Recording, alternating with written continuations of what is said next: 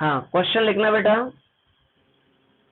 Write down Gauss law, write down Gauss law for electrostatics, for electrostatics prove that the electric field, prove that the electric field inside the spherical cell,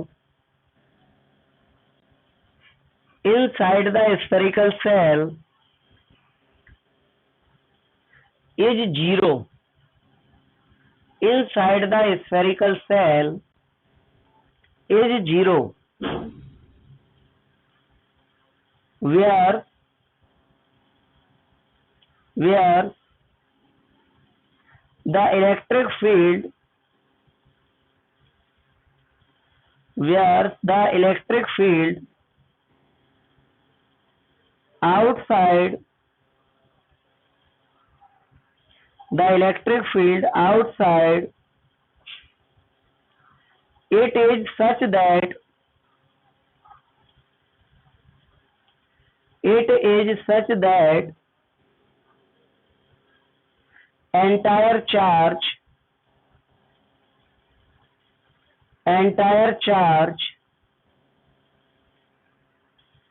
is present at, entire charge is present at the center, entire charge is present at the center। और लगाओ, और लगा के लिखना, with the help of Gauss theorem, with the help of Gauss theorem obtain expression of, with the help of Gauss theorem obtain expression of intensity of electric field, intensity of electric field in the following conditions, intensity of electric field in the following conditions।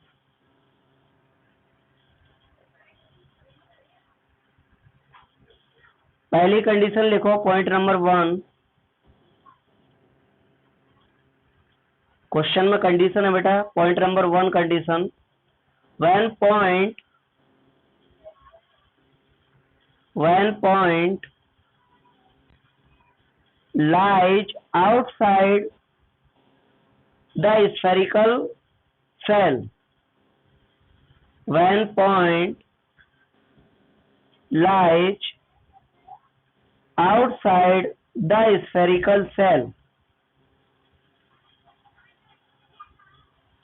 Second point, when point lies on the surface of, when point lies on the surface of spherical cell।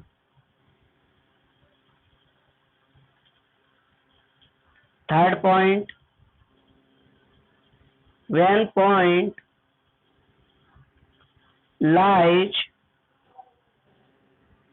inside the spherical cell, when point lies inside the spherical cell। Question लिख लिया, question complete हो गया। एक question पूछा जा चुका है 1-2 बार board exam में, इसलिए आप लोग इसको अच्छे से समझना, इतना हल्के में नहीं लेना। क्वेश्चन सिंपल है। कल हमने मतलब कि सैटरडे को गॉस थ्योरम से कूलम्ब लॉ को सीखा था। गॉस थ्योरम का एप्लीकेशन था, उससे हमने कूलम्ब लॉ को प्रूव किया था। ये भी गॉस थ्योरम का एप्लीकेशन है। इसमें हमें क्या करना है, गॉस थ्योरम का यूज करके इंटेंसिटी ऑफ इलेक्ट्रिक फील्ड को फाइंड आउट करना है। ठीक है, कैसे फाइंड आउट करेंगे, ध्यान से देखो, याद रखना यूज करना है गॉस थ्योरम का। लेकिन क्वेश्चन में हमें पहले से दे दिया गया है कि एक स्फेरिकल सेल है, तो सबसे पहले हम क्या कर लें, एक स्फेरिकल सेल बना लें। इधर देखें सब बच्चे, हमने एक स्फेरिकल सेल बना दिया। ठीक, इस स्फेरिकल सेल का, अगर ये सेल स्फेरिकल है, इसका कोई सेंटर होगा, तो हमने इसका सेंटर बना दिया O। और अगर सेंटर है तो इसकी कोई रेडियस भी होगी, तो इस स्फेरिकल सेल की रेडियस हमने बना दी कैपिटल R। ये स्फेरिकल सेल की रेडियस हो गई कैपिटल R। अब क्या करेंगे, इस स्फेरिकल को सेल को हम चार्ज देंगे। क्या देंगे, इसके सरफेस को हम चार्ज देंगे। हमने इस स्फेरिकल सेल के सरफेस को मान लो पॉजिटिव चार्ज दिया। अब ये सेल है तो आप जानते हैं कि ये कंडक्टर होगा, और कंडक्टर होगा तो क्या होगा, चार्ज इसके पूरे सरफेस पर यूनिफॉर्मली तरीके से फैल जाएगा, मतलब कि डिस्ट्रीब्यूट हो जाएगा। ये पॉजिटिव चार्ज पूरे स्फीयर के सरफेस पर यूनिफॉर्म डिस्ट्रीब्यूट हो जाएगा। ठीक है, अब क्वेश्चन में बोला गया है हमें इसकी 3 कंडीशन देखना है। पहली कंडीशन कि आपको पता है कि ये चार्ज स्फीयर के सरफेस पर प्रेजेंट है। ठीक है, और अगर चार्ज प्रेजेंट है तो इस चार्ज की कोई इंटेंसिटी ऑफ इलेक्ट्रिक फील्ड बन रही होगी। ये आप समझ सकते हैं कि अगर चार्ज प्रेजेंट है तो इस चार्ज का कोई इलेक्ट्रिक फील्ड बन रहा होगा, और इलेक्ट्रिक फील्ड बन रहा होगा तो उस फील्ड की इंटेंसिटी ऑफ इलेक्ट्रिक फील्ड भी होगी। और वो इंटेंसिटी ऑफ इलेक्ट्रिक फील्ड को ये चार्ज कितना जनरेट कर रहा है, वो 3 अलग अलग कंडीशन में आपको फाइंड आउट करना है।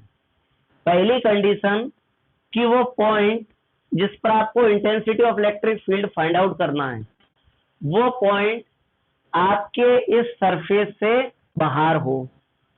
बाहर हो तो हमने सरफेस से बाहर एक पॉइंट मान लिया, मान लो P, और ये पॉइंट P इस सरफेस से तो बाहर है। और इस पॉइंट P पर हम क्या करेंगे, इंटेंसिटी ऑफ इलेक्ट्रिक फील्ड को फाइंड आउट करेंगे, क्योंकि सरफेस से बाहर है, आउटर साइड ऑफ सरफेस। कितनी डिस्टेंस पर है, तो हमने मान लिया ये जो पॉइंट सरफेस के सेंटर से डिस्टेंस कहाँ,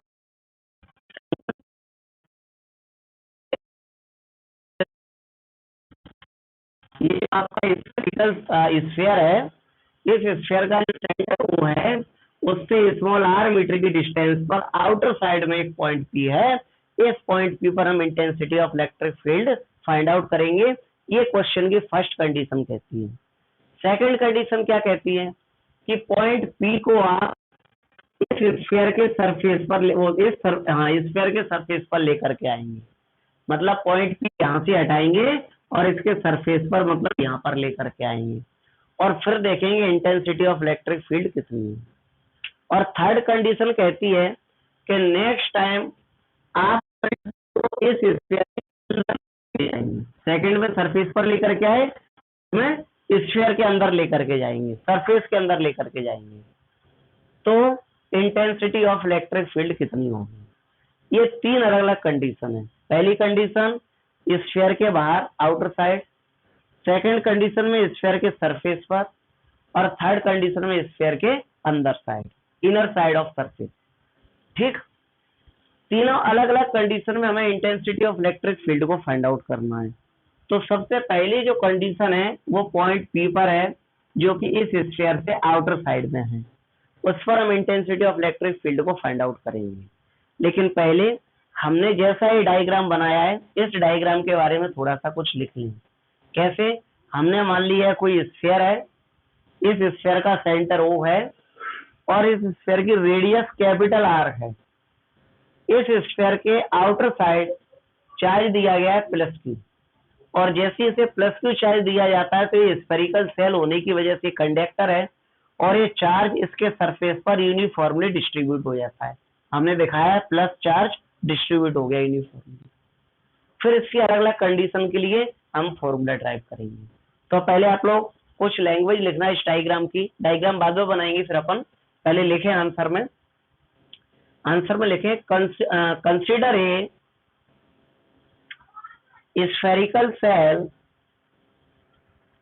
consider a spherical cell of radius capital R. Consider a spherical cell of radius capital R is given charge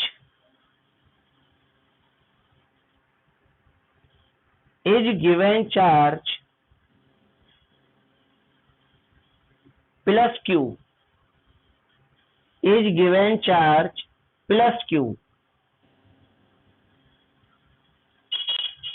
outer side of sphere, surface of sphere ऐसे लिखना, is given charge plus Q at surface of sphere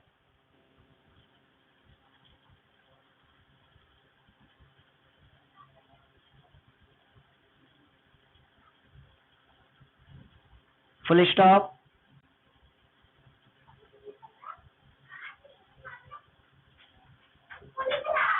The intensity of electric field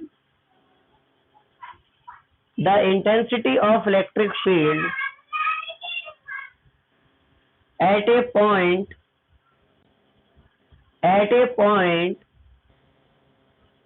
depends upon the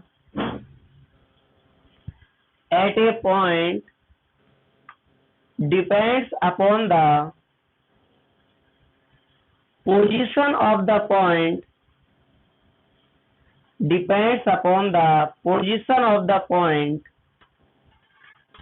with respect to spherical cell. Position of the point with respect to spherical cell.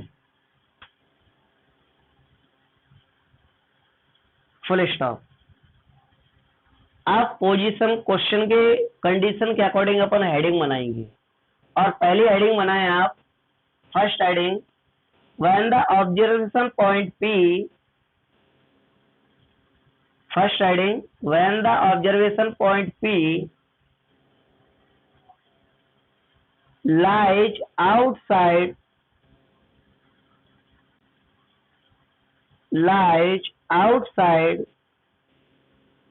of the spherical cell,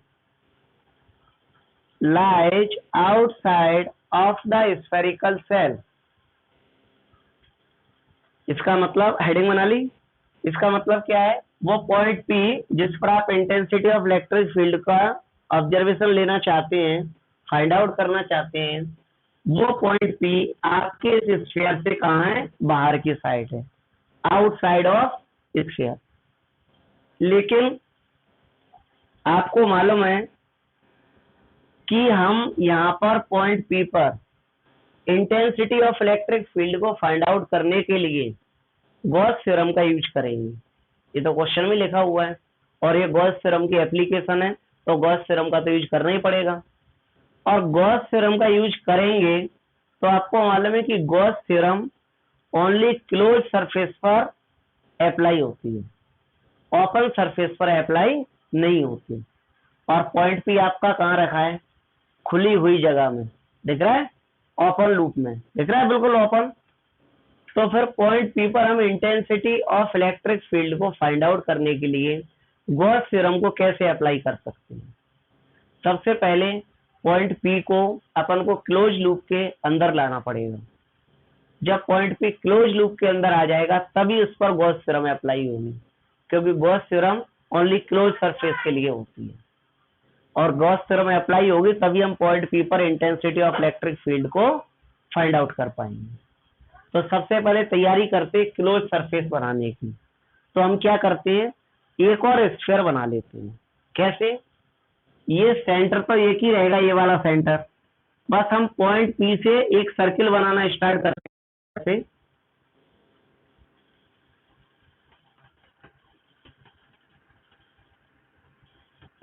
बना दिए circle. Point P से हमने ये circle बनाना start किया और point P इस circle के circumference. ये जो हमने सर्किल बनाया हुआ है ये क्लोज सरफेस है। क्या है ये सर्किल? क्लोज सरफेस है। डैश डैश करके हमने दिखाया है बस एक्स्ट्रा वैसे ही, लेकिन है वो क्लोज सरफेस। ये सोचना कि ओपन सरफेस है, डैश है तो गैप होगा बीच में तो ओपन है, नहीं, बिल्कुल क्लोज है। ये क्लोज सरफेस है और इस सरफेस पर यहाँ पॉइंट पी है और इस पॉइंट पी पर हम intensity of electric field find out करना चाहते हैं। और अब हम इस पॉइंट पी पर intensity of electric field Gauss theorem की हेल्प से फाइंड आउट कर सकते हैं, क्योंकि अब इस पर गॉस थ्योरम अप्लाई हो जाएगी। क्यों? क्योंकि गॉस थ्योरम क्लोज सरफेस पर अप्लाई होती है और पॉइंट पी कहाँ आ गया? क्लोज सरफेस पर आ गया। आगे कि नहीं? इसलिए पॉइंट पी पर हम intensity of electric field Gauss theorem की हेल्प से फाइंड आउट कर सकते हैं। लेकिन पॉइंट पी के लिए अभी जो हमने नया क्लोज सरफेस बनाया जिसको हम डैश करके दिखा रहे हैं, इस सर्किल की रेडियस क्या होगी? ये जो हमने नया स्फीयर बनाया है इस स्फीयर की रेडियस क्या होगी? तो आप देखेंगे कि चाहे वो स्फीयरिकल जो भी हमने बनाया है, दोनों का सेंटर एक ही है, ओ हमने बताया था, और सेंटर पी तक की डिस्टेंस कितनी है? Small R meter. और पॉइंट पी कहाँ है? सरकमफ्रेंस पर, यानी सेंटर ओ से सरकमफ्रेंस तक की डिस्टेंस आर मीटर है। तो नया वाला का सर्किल है, नया वाला स्फीयर है, इसकी रेडियस कितनी होगी? स्मॉल आर मीटर होगी। और जो पहले से स्फीयर बना हुआ ये वाला, इसकी रेडियस कितनी है? कैपिटल आर है। इसका अर्थ तो अपन लिख भी चुके हैं कि इसकी रेडियस कैपिटल आर है। अब हमें क्या करना है? एक सेकंड। अब हमें क्या करना है? लैंग्वेज लिखना है पहले इसके लिए, जो हमने नया स्फीयर बनाया है ये वाला, इसके लिए 2-3 लाइन की लैंग्वेज। तो हेडिंग तो आप लोगों ने बना ली। हेडिंग बनाई थी when the observation point P lies outside the spherical shell. अब आप इसमें डैश करके लिखें। लिखना consider a point P, consider a point P which is situated,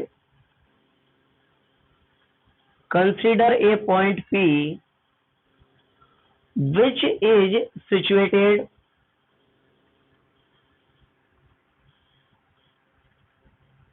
at a distance small r, which is situated at a distance small r from the center O,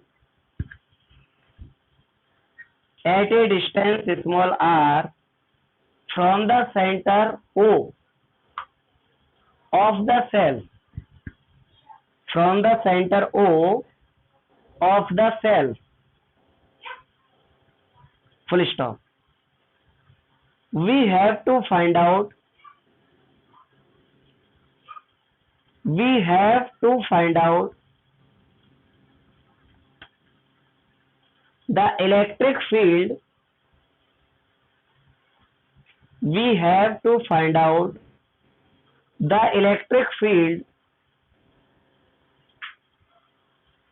at point P, the electric field at point P, full stop. Here the Gaussian surface, here the Gaussian surface will be spherical, here the Gaussian surface will be spherical. The electric field E vector, the electric field E vector, लिख लेते हैं ना E vector, the electric field E vector and the normal to the elementary, and the normal to the elementary Gaussian surface and the normal to the elementary Gaussian surface ds, elementary Gaussian surface ds vector, क्योंकि ये भी area है और area एक vector quantity होती है, ds vector are along the same direction, are along the same direction, full stop. ठीक, क्या लिखा है अभी हमने? तो हमने लिखा हुआ है कि हम इस स्फेरिकल सेल से के सेंटर ओ से स्मॉल आर मीटर के डिस्टेंस पर आउटर साइड में एक पॉइंट पी लेते हैं और इस पॉइंट पी पर भी हम एक स्फीयर को इमेजिन करते हैं और इस स्फीयर का सेंटर ओ होगा लेकिन रेडियस स्मॉल आर मीटर होगी। इस पॉइंट पी पर हम intensity of electric field find out करना चाहते हैं और आपको पता है कि पॉइंट पी यहाँ पे, चार्ज इधर है जो कि स्फेरिकल सेल पर है और पॉइंट पी यहाँ, तो इंटेंसिटी ऑफ इलेक्ट्रिक फील्ड की डायरेक्शन क्या होगी? इधर की ओर ही होगी, है ना, क्योंकि पॉइंट पी इस साइड है। अगर पॉइंट पी आप ऊपर के लिए ओर ले लो तो इंटेंसिटी ऑफ इलेक्ट्रिक फील्ड ऊपर हो जाएगा। ठीक, अब बात करते हैं कि आपने जो स्फीयर माना है, चाहे आप उसे ds मान लो या फिर s मान लो। ds मतलब छोटा स्फीयर, s मतलब बड़ा स्फीयर, कोई भी मान लो, कोई दिक्कत नहीं है। आपने जो बनाया हुआ है वाला, इस स्फीयर का कोई एरिया होगा और एरिया होगा तो इसके स्फीयर के एरिया की डायरेक्शन होगी। और हमने आपको सिखाया था जब हमने इलेक्ट्रिक फ्लक्स पढ़ाया था कि किसी सर्किल का जो एरिया होता है, जैसे सर्किल है, इसका जो एरिया होगा, इसके एरिया की डायरेक्शन हमेशा इसके सरकमफ्रेंस के परपेंडिकुलर होती है, नॉर्मली होती है। तो आप देखेंगे कि अगर हम यहाँ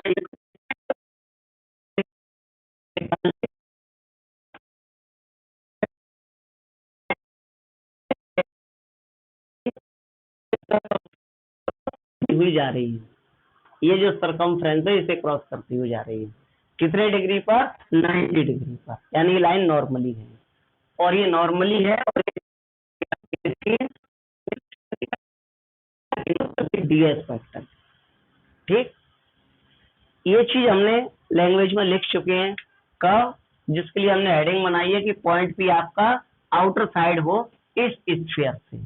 ठीक है, अब हम क्या करेंगे? अब हम सबसे पहले इंटेंसिटी ऑफ इलेक्ट्रिक फील्ड निकालेंगे पॉइंट पी पर, जो कि अभी आउटर साइड में है, और उसे निकालने के लिए पहले अपन को इसकी स्टार्टिंग कहाँ से करना पड़ेगी? इलेक्ट्रिक फ्लक्स से, क्योंकि गॉस थ्योरम का यूज करना है और गॉस थ्योरम तो इलेक्ट्रिक फ्लक्स के लिए बनी है, तो इसकी स्टार्टिंग भी अपन को इलेक्ट्रिक फ्लक्स से करना पड़ेगी। सबसे पहले हम देखेंगे कि हमने ये जो नया स्फीयर बनाया हुआ है ये वाला, जिसके सरकमफ्रेंस पर पॉइंट पी है, इससे कितना इलेक्ट्रिक फ्लक्स जनरेट हो रहा है वो अपन देखेंगे। चार्ज तो अंदर प्रेजेंट है और चार्ज प्रेजेंट है तो इलेक्ट्रिक फील्ड बन रहा होगा और इलेक्ट्रिक फील्ड बन रहा है तो इलेक्ट्रिक फ्लक्स बनेगा, क्योंकि इलेक्ट्रिक फील्ड में इलेक्ट्रिक लाइन ऑफ फोर्स होती है और इलेक्ट्रिक लाइन ऑफ फोर्स का जो टोटल नंबर होता है उसी को अपन क्या बोलते हैं? इलेक्ट्रिक फ्लक्स बोलते हैं। तो हम देखेंगे कि जो नया स्फीयर हमने बनाया है इससे कितना इलेक्ट्रिक फ्लक्स जनरेट हो रहा है। तो हम यहाँ लिखेंगे इसके बारे में, hence the electric flux will be, hence the electric flux will be, इसके लिए इलेक्ट्रिक फ्लक्स के लिए हम आपको पहले ही फॉर्मूला करवा चुके हैं, phi E is equal to E into S cos theta, यही होता है इलेक्ट्रिक फ्लक्स का मेन फॉर्मूला। तो सबसे पहले हम इस फॉर्मूले से इसका इलेक्ट्रिक फ्लक्स फाइंड आउट करेंगे, किसका? ये नए वाले स्फीयर का कितना इलेक्ट्रिक फ्लक्स बन रहा है, और उस इलेक्ट्रिक फ्लक्स से ही आपकी इंटेंसिटी ऑफ इलेक्ट्रिक फील्ड आ जाएगी गॉस थ्योरम का यूज करके। ठीक है, उससे पहले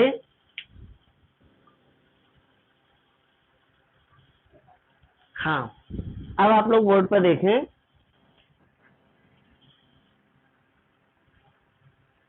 हाँ, अब आप लोग देखें, सबसे पहले अब हम इसमें वैल्यू पुट करेंगे। किस तरह से? Five E is equal to, E की जगह हम ले सकते हैं ई वेक्टर, और आप अगर इलेक्ट्रिक फर्स्ट डीएस लेके बैठे हो तो आप उसे डीएस लिख दो, कोई दिक्कत, वो सरफेस डीएस माना है तो आप उसे डीएस लिख दो, कोई दिक्कत नहीं है। आप कॉस एंगल क्या बनेगा? आपको पता है ई वेक्टर और डीएस दोनों एक ही डायरेक्शन में है, सेम डायरेक्शन में, तो एंगल कितना बन रहा होगा? 0 डिग्री का। कल भी बना था, सेम कल वाले क्वेश्चन जैसा ही है। इसके बाद क्या होगा? Phi E is equal to E vector into D S vector, cos 0 की वैल्यू 1, ठीक। अब phi E is equal to E vector into D S vector, यहां तक एक एक लाइन कल के क्वेश्चन में भी हुई थी। अब क्या करेंगे? डीएस की वैल्यू रखेंगे। डीएस मतलब surface area of this sphere, इस स्फीयर का पूरे का सरफेस एरिया कितना होता है।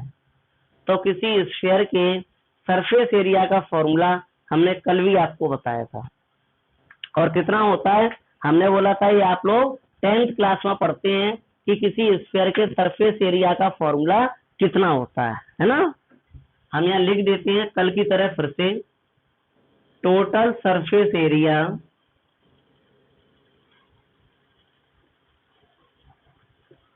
ऑफ दिस स्फीयर, या फिर गॉसियन सरफेस, है ना, दिस स्फीयर या फिर गॉसियन सरफेस, कुछ भी लिख सकते हैं, गॉसियन सरफेस, ठीक है। क्या होता है बेटा? डीएस से बता रहे हैं हम इसको, यहाँ तो डीएस से लिख देते हैं, कितना होगा? 4 pi R square. 10th class में पढ़ा होगा ये फॉर्मूला, कल भी यूज हुआ था। अब क्या करेंगे? Phi E is equal to E vector into DS के लिए क्या लिख देंगे अपन? 4 पाई आर स्क्वायर, उसकी वैल्यू, और इस बात को यही खत्म कर देंगे इक्वेशन नंबर फर्स्ट बना करके। अब यूज किसका करना है? गॉस थ्योरम का। तो अपन गॉस थ्योरम लगाएंगे, तो क्या लिखेंगे अपन इससे पहले इसके बारे में? बट फ्रॉम गॉस थ्योरम, एक एक लाइन कल की तरह है डेरिवेशन की, but from Gauss theorem, Gauss theorem, Gauss theorem क्या कहती है यहाँ पे? गॉस थ्योरम कहती है F E is equal to Q upon epsilon nought. Gauss theorem से इलेक्ट्रिक फ्लक्स क्या आता है? F E is equal to Q upon epsilon nought, और हमारा इलेक्ट्रिक फ्लक्स कितना आ रहा है? E vector into 4 pi R square. इसको मान लो इक्वेशन सेकेंड, और उसे मान लिया इक्वेशन फर्स्ट। अब क्या करेंगे? फिर से कल की तरह, इसके बाद अगला स्टेप अपन ने कल क्या किया था? दोनों इक्वेशन का कंपैरिजन किया था। तो हम लिखेंगे from equation first and second, दोनों इक्वेशन में ध्यान से देखो, LHS सेम है, तो कंपैरिजन किसका करेंगे? RHS का करेंगे, और LHS सेम है इसलिए कंपैरिजन कर रहे हैं। तो क्या होगा? इसकी RHS E vector into 4 pi R square is equal to, इसकी RHS Q upon epsilon nought, ठीक है। अब अपन क्या करेंगे? इसे सॉल्व करेंगे आगे। किस तरह से?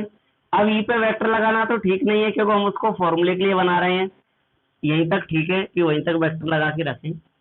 Q upon epsilon nought, 4 pi R square इधर इंटू में लिखा है, इधर से इधर जाएगा तो किस में आ जाएगा? अपॉन में, और आप चाहो तो भले वेक्टर लगा के आगे भी कंटिन्यू कर सकते हैं, उससे कोई दिक्कत नहीं। क्या हो जाएगा? E is equal to Q upon 4, इसको ऐसे लिखेंगे 1 upon 4 pi epsilon nought Q upon R. क्या कर दिया? लिखा सब कुछ वही है वैसा की वैसा, बस सिस्टम से लिख दिया है। अगर अभी भी हम इनका आपस में मल्टीप्लाई कर दें, इन2 में रखे हैं, क्यू का मल्टीप्लाई 1 में कर दे क्यू, आर इस पर इधर आ जाएगा, मल्टीप्लाई हो जाएगा, तो वैसा की वैसा बन जाएगा। बस हमने उसे सिस्टम से जमा दिया है। ऐसा क्यों? ऐसा इसलिए जिससे आपको दिख सके कि ये इंटेंसिटी ऑफ इलेक्ट्रिक फील्ड का फॉर्मूला बन करके तैयार हो गया है। हो गया? बाहर इसकी यूनिट लिखेंगे, क्या होती है यूनिट? न्यूटन पर कूलम। ये आपकी इंटेंसिटी ऑफ इलेक्ट्रिक फील्ड आ चुकी है कहां पर? पॉइंट पी पर। कब? जब आपका पॉइंट पी इस सरफेस से आउटर साइड में है, स्फेरिकल सेल के सरफेस से आउटर साइड में है तब। सेकंड कंडीशन क्या कहती है कि अगर आपका पॉइंट पी अगर यहां ना हो, आउटर साइड में ना हो, इस स्फेरिकल सेल के सरफेस पर हो, सरफेस पर मतलब कहां पर? यहाँ पर। पॉइंट पी यहाँ पर हो, इसके सरफेस पर आ जाए, तो फिर इंटेंसिटी ऑफ इलेक्ट्रिक फील्ड कितनी बनेगी? तो अब अपन उसे निकालेंगे। उसके लिए हम ही हेडिंग बना देते हैं यहाँ, नंबर सेकंड। फर्स्ट वाला तो काम कंप्लीट हो गया। सेकंड में क्या करना है? पॉइंट पी अब इसके नजदीक पहुंच गया है, इस स्फेरिकल सेल के सरफेस पर। अभी आउटर साइड था, अब ऑन सरफेस पहुंच गया है। तो इसके लिए अपन पहले लिखेंगे when point P lies on the surface of spherical shell, when point P lies on the spherical cell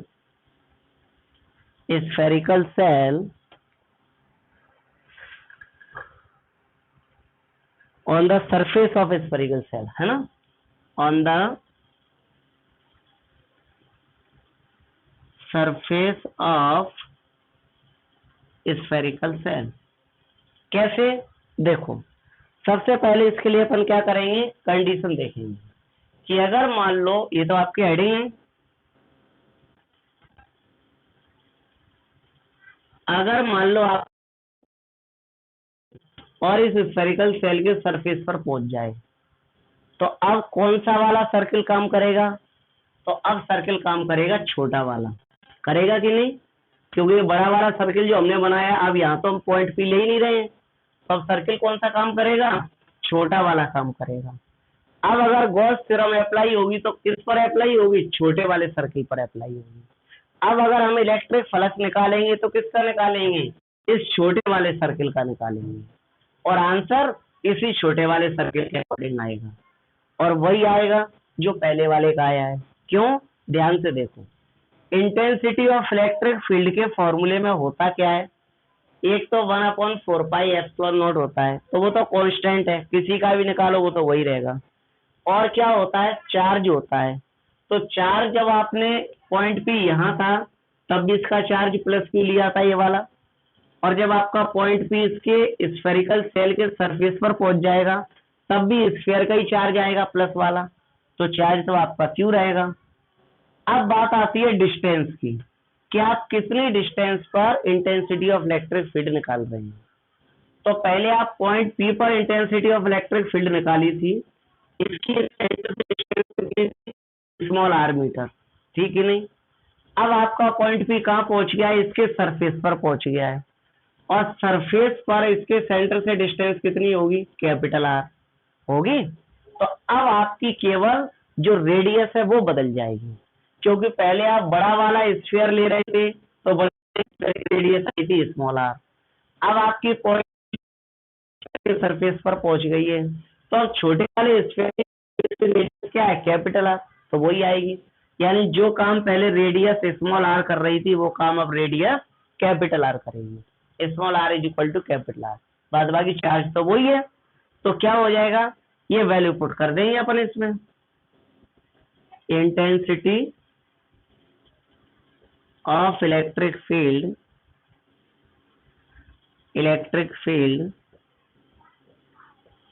eight point P क्या हो जाएगी? Intensity of electric field E is equal to 1/4πε0। Q की जगह आपका चार्ज क्यू रहेगा, बस radius की जगह आपके कौन सी रेडियस आ जाएगी, कैपिटल आर आ जाएगी, और स्क्वायर लगाए तो स्क्वायर। क्यों? क्योंकि पहले जो आप स्क्वायर ले रहे थे वो बड़ा वाला ले रहे थे, और अब आप जो स्क्वायर ले रहे हैं वो छोटा वाला ले रहे हैं। तो छोटे वाले स्क्वायर की रेडियस क्या है, कैपिटल आर, तो कैपिटल आर स्क्वायर हो गया। इसकी यूनिट न्यूटन पर कूलम है, तो बाहर यूनिट वही रहेगी, न्यूटन पर कूलम। अब हम लिखेंगे थर्ड कंडीशन, और थर्ड कंडीशन में क्या बताया जाता है कि अब आपका पॉइंट P इस स्फेरिकल सेल के अंदर चला गया।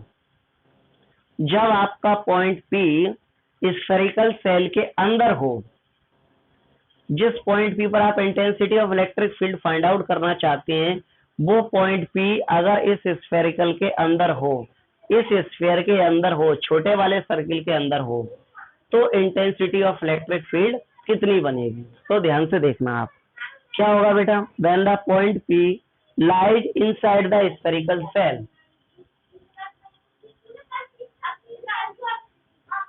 when the point P lies inside the spherical cell, surface को लिखे, डायरेक्ट लिख देते हैं, inside the spherical shell, inside the spherical shell.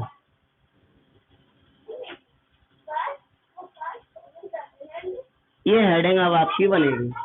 अगर पॉइंट P आपका स्फेरिकल सेल के अंदर हो तो क्या होगा, तो आप देखेंगे क्या होगा बेटा, सीधी सी बात है, याद करो हमने इलेक्ट्रिक लाइन ऑफ फोर्स के कुछ प्रॉपर्टी आपको लिखवाई थी, और इलेक्ट्रिक लाइन ऑफ फोर्स की प्रॉपर्टी में हमने आपको ये सिखाया था कि इलेक्ट्रिक लाइन ऑफ फोर्स कभी भी किसी कंडक्टर को क्रॉस नहीं करती। अगर चार्ज किसी स्फीयर के अंदर है तो इसकी इलेक्ट्रिक लाइन ऑफ फोर्स उसके अंदर ही बनेगी, और अगर चार्ज बाहर है तो उसकी इलेक्ट्रिक लाइन ऑफ फोर्स बाहर ही बनेगी। अगर वो कंडक्टर सरफेस है तो उसे क्रॉस नहीं करेगी। ये पॉइंट आपको हमने प्रॉपर्टी के पॉइंट नंबर इर्थ में लिखवाया हुआ है, देखें आप अपने नोट्स में, है ना। तो आप देखेंगे ये सेल आपका स्फेरिकल सेल है, ठीक, और अगर ये स्फेरिकल सेल है तो ये कंडक्टर भी होगा, और अगर ये कंडक्टर है तो हमने इसको चार्ज कहाँ दे के रखा है, प्लस क्यू चार्ज बाहर की साइड, इसके सरफेस पर। तो अब इस चार्ज का जो भी इलेक्ट्रिक फील्ड बनेगा वो केवल इस सरफेस के बाहर की साइड बनेगा, अंदर की साइड नहीं बनेगा, और जो भी इलेक्ट्रिक लाइन ऑफ फोर्स बनेंगी वो केवल बाहर बनेंगी, अंदर नहीं बनेंगी। और इस चार्ज से जो भी इंटेंसिटी ऑफ इलेक्ट्रिक फील्ड बनेगी वो केवल बाहर ही बनेगी, अंदर नहीं बनेगी, क्योंकि चार्ज केवल बाहर है इसलिए सब कुछ बाहर बनेगा, चाहे वो इलेक्ट्रिक फील्ड हो, चाहे वो इलेक्ट्रिक लाइन ऑफ फोर्स हो, चाहे वो इंटेंसिटी ऑफ इलेक्ट्रिक फील्ड हो।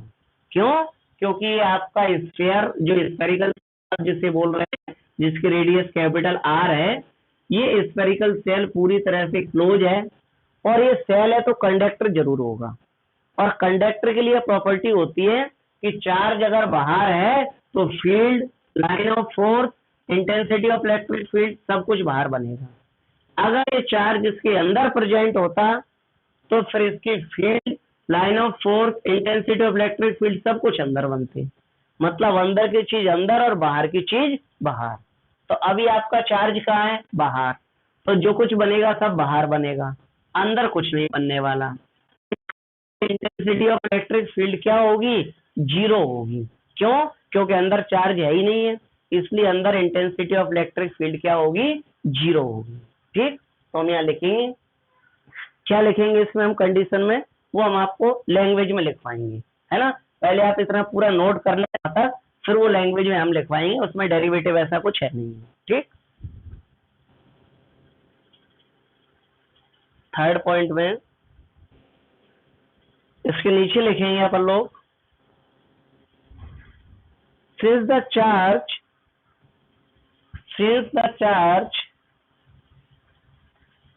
given to a spherical cell since the charge given to a spherical cell is uniformly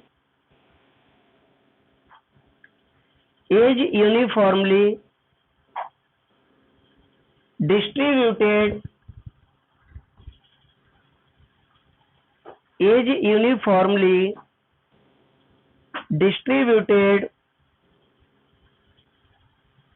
over the upper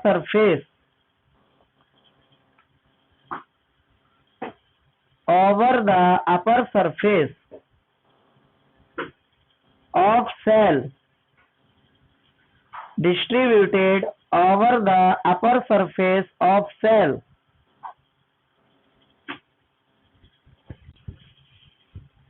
and there is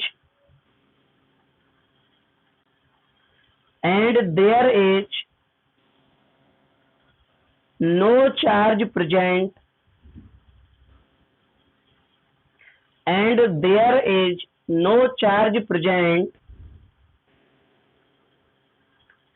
in its interior,